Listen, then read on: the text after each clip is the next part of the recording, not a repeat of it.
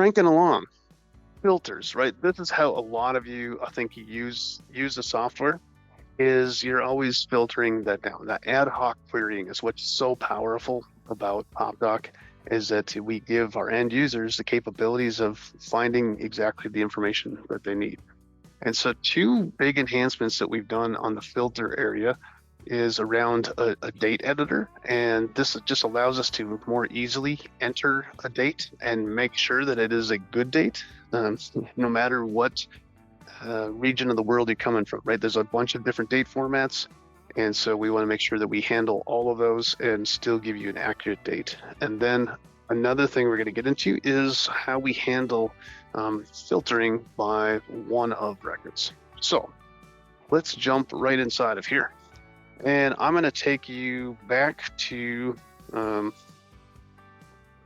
this list. So let's go here.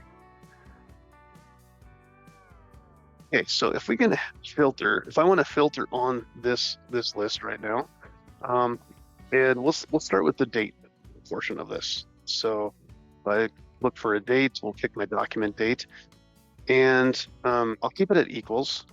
But what you'll see a couple different things in here, right, is we have we've split out and we have something that is called select date value. Now this basically gives us these relative dates that you have inside of here. If you have fiscal periods set up, there's also another option that will pop into here. But what I wanted to focus on is actually not that, but I want to show you entering the value. So let me just show you quickly what we had before, right? We have this control that allows us to pick dates, and you can go back to different years and stuff like that. For some people, that was a little frustrating. It was a few more clicks than they wanted. So we've added this control that allows me to change what we see inside of here.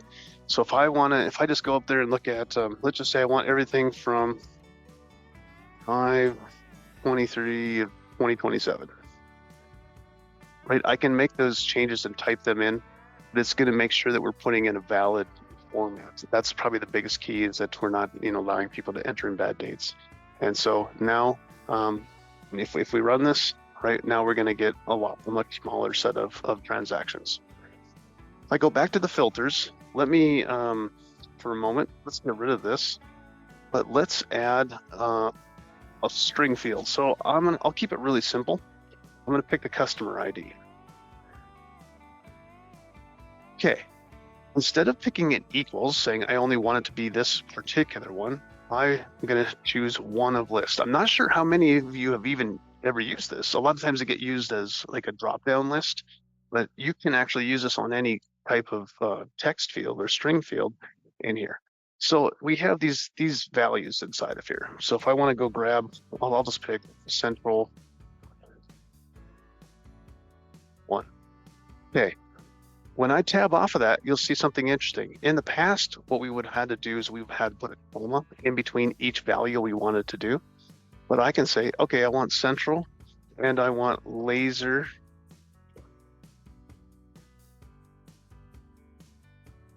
And then I'll add one more for all the longtime Aaron Fitz fans. So now, this is a great way, because if I go back in here and want to remove one or add another one, it's a very simple way of doing it, as opposed to if you had a long string with the commas separated. It was sometimes a bit cumbersome to find the values you wanted to remove, or again, see if they were in there. But if I choose this now we're going to get the records that we need just for those particular customers. So some cool little things in there just to make, again, everybody's life just a little easier.